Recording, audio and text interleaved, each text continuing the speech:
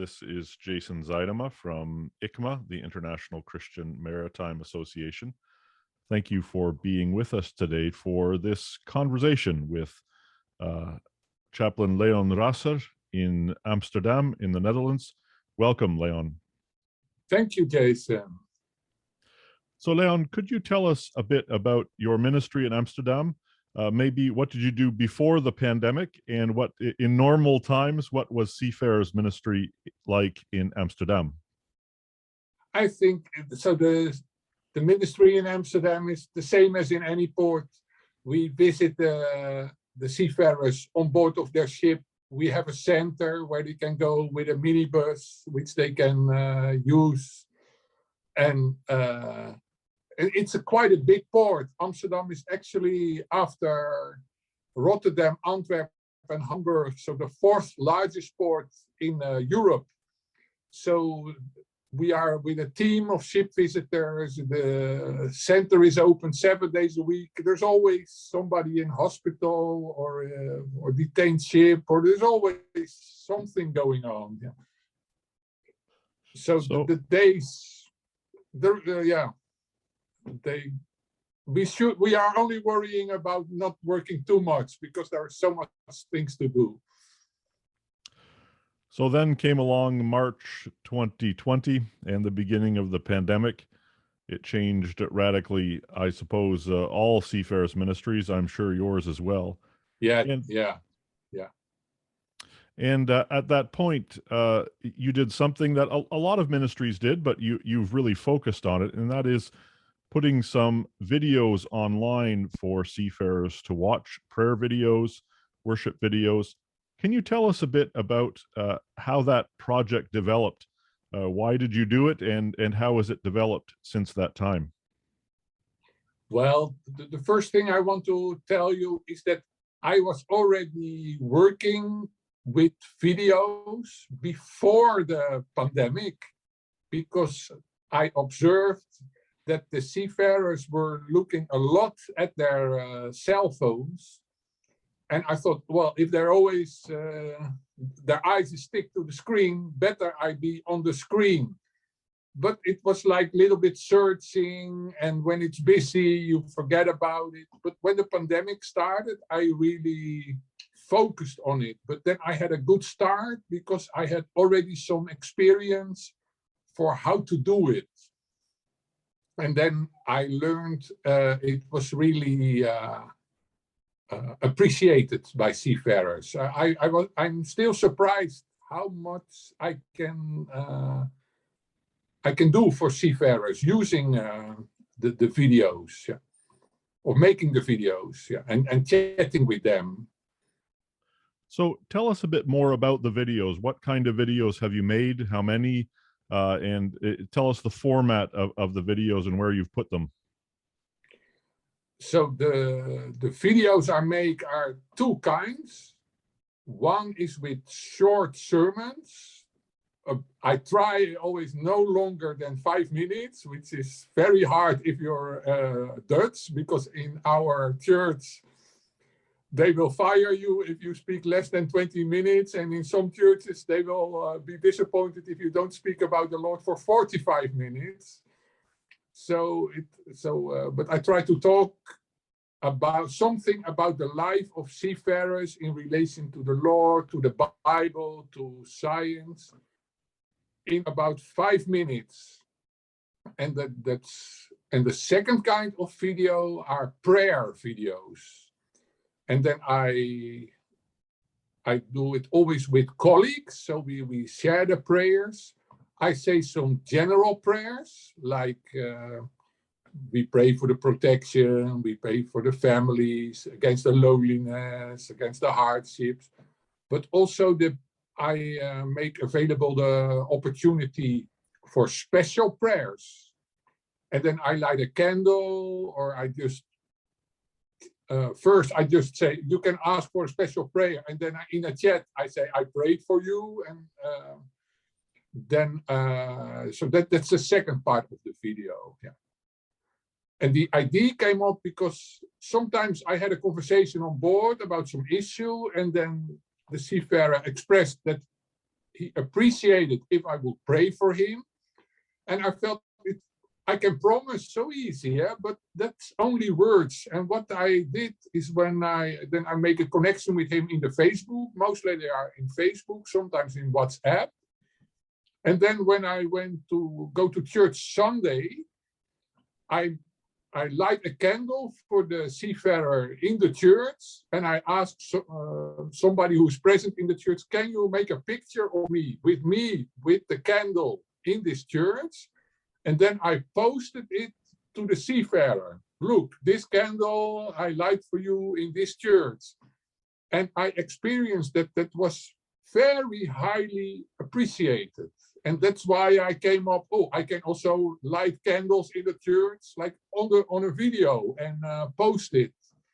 And for instance, the last video, which I put in the Facebook, is more than 65,000 times viewed. So it's really, there is appreciated, yeah.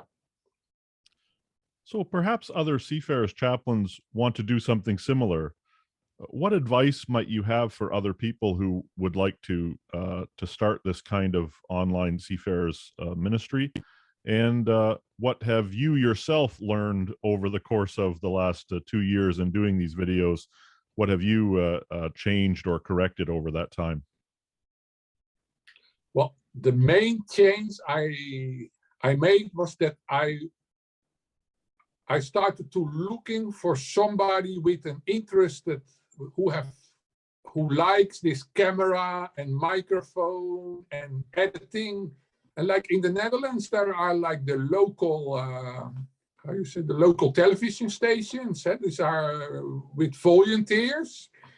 And also many times the churches are broadcasting on these local networks here.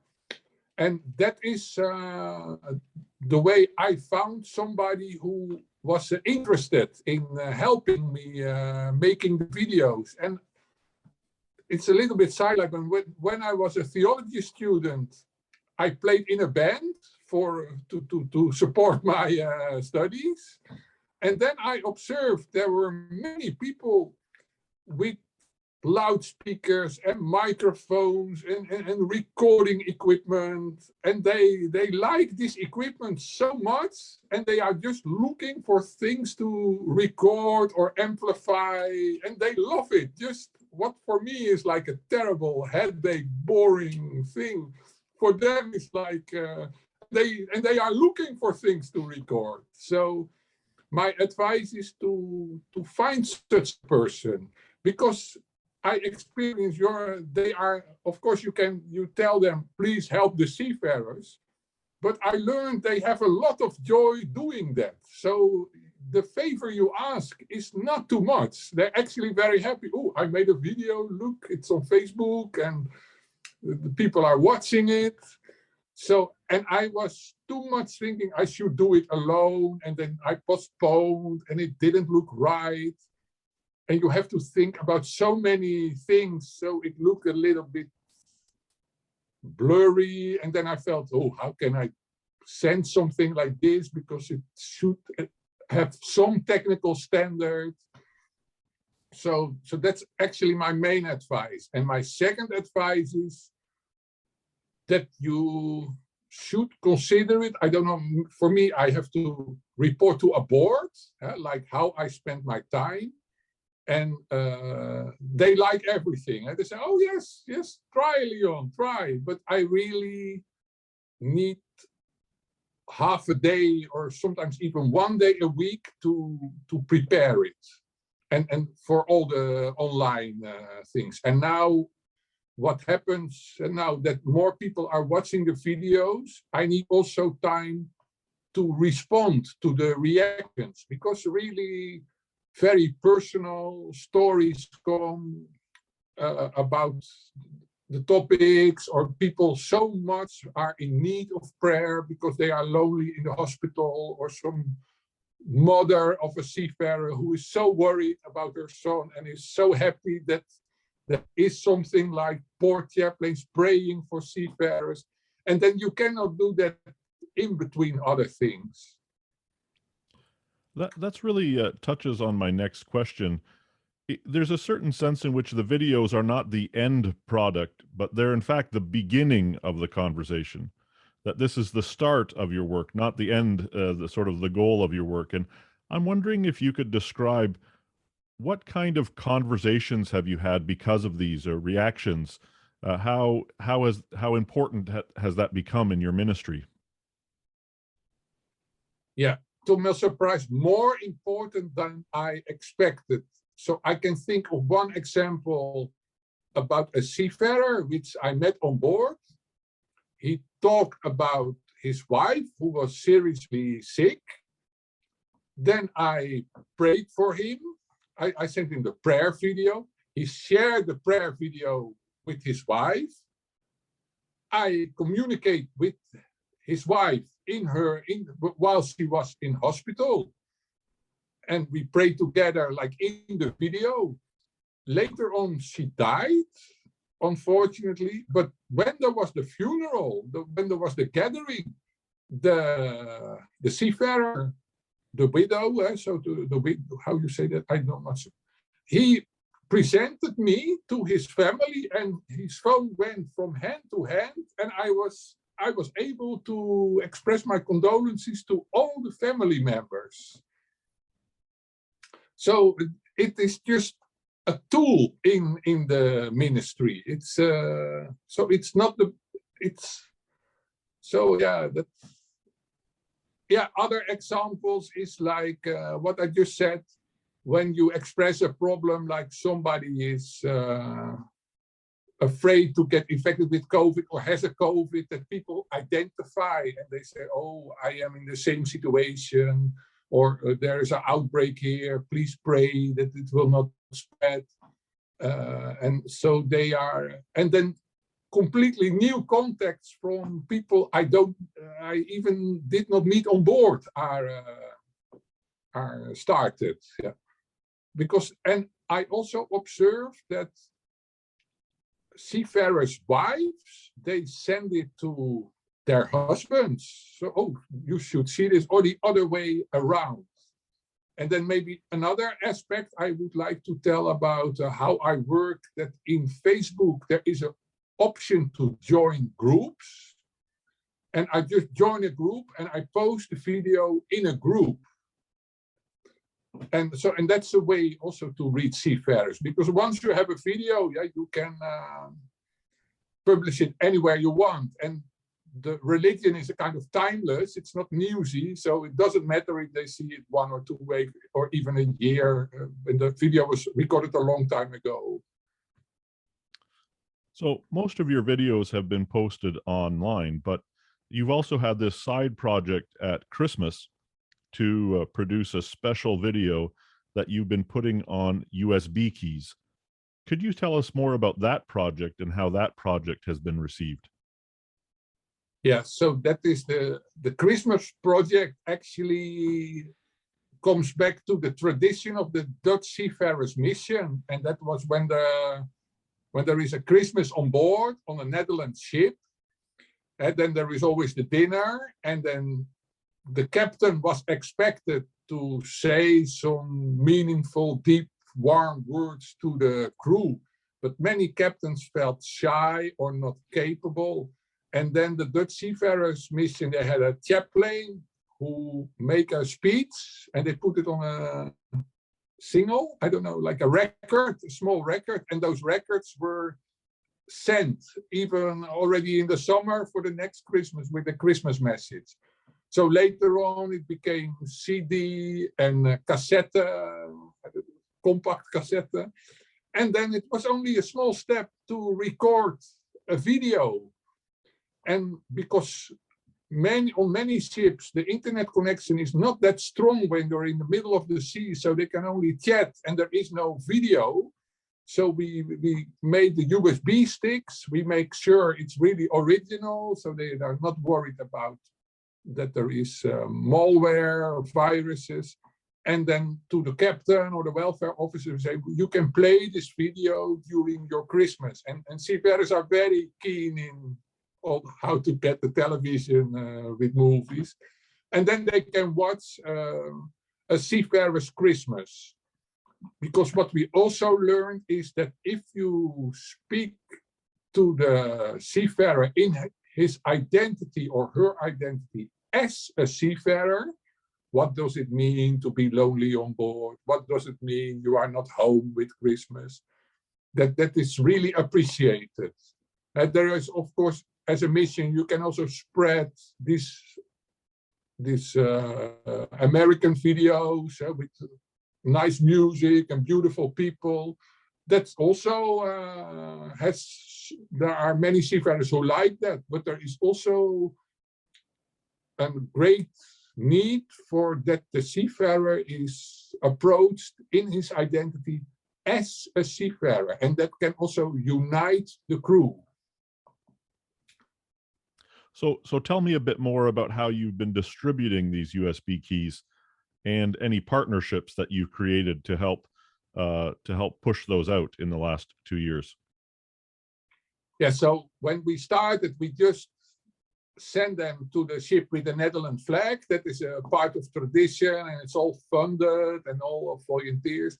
But because we are also bringing presents, Christmas presents to the ships, like many missions do, we decided, it is a very nice gift to have such a USB stick, especially if the stick is this model like with one big plug you can put in a computer, and then with a small plug you can do it like in your cell phone, because this is many seafarers watch movies on their cell phones and they download it from some hard disk or whatever. So that was like the Christmas present, and we put the video on that stick, and we could also fund it as a Christmas present. And then the volunteers who bring the Christmas presents on board, a part of what they gave away for free was that present. And fortunately, because of the COVID, there were some organizations, and they say that is when you live in Europe, there are many funds and you can apply for them quite easy as long as you have a good idea. And they say, oh, we have to do something for Christmas. So we could fund it quite easily. And that was like the first COVID year. And the next COVID year, I asked one very nice colleague in Ghent, Mr. Quintelier, and I said, do you like to join? And he wanted to join. So he was also spreading the USB sticks in the port of Ghent. I did it also with a German colleague. And hopefully more colleagues, more ship visitors like the idea. And I don't know if I can say that here, Jason, but you are even invited to join the project for Christmas for this year. And then please contact me, because you have to start soon, because it takes a lot of time, but it's worth it. And I would like to make a video with different pastors, chaplains, priests on different locations, and that wonderful volunteer, which he is very enthusiastic, especially because his wife is a daughter of a seafarer, so she pushes him if he doesn't want, and then we will edit it and send it to you. Yeah. And I also looking in ways to fund it. Yeah. So a last question is something you've just touched on, and that is the amount of time that this takes. And my question is how to count the cost of that time. That it sounds like a good idea to do it once or twice, but doing this regularly changes the nature of the work of a chaplain. That it's not just something to do part-time for a few minutes here and there, but it's something that becomes an integral part of your regular work week. How has this changed your work as a chaplain and your vision for seafarers chaplaincy going forward into the future? I think it is changing. It's a process. And like this year, my board said, okay, Leon, try to produce more videos, because we see it's really helping. So instead of 1 video a month, I go to 2 videos a month. And now I do every week, I spend at least half a day. But it goes step by step. But I think yeah, it's still new. It's very exciting. It's like going to the moon in the 60s, and nobody did it before. But as I see it now, that it's likely it's gonna stay. Yeah, and I think for all chaplains, if you have a meeting on board, and you, it's very nice to, and it's a meaningful conversation. It is good that you can connect with the social media and have a kind of follow up. And then if you send some, if you inspire them by praying for them, or maybe a small, that you read something about the Bible, which came to your mind later, which fits to the situation, and you maybe make it more general. That is really how our ministry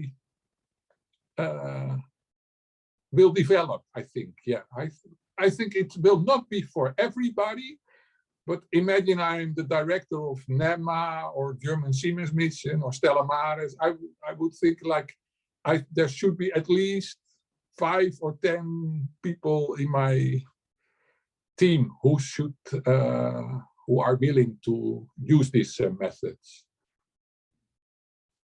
Well, Chaplain Leon Rasser, Amsterdam, thank you so very much for the conversation today. It's a real pleasure to learn more about your work, and God's blessings on your work going forward. Thank you very much. And everybody who likes to know more about it, I'm very happy to share more and so on.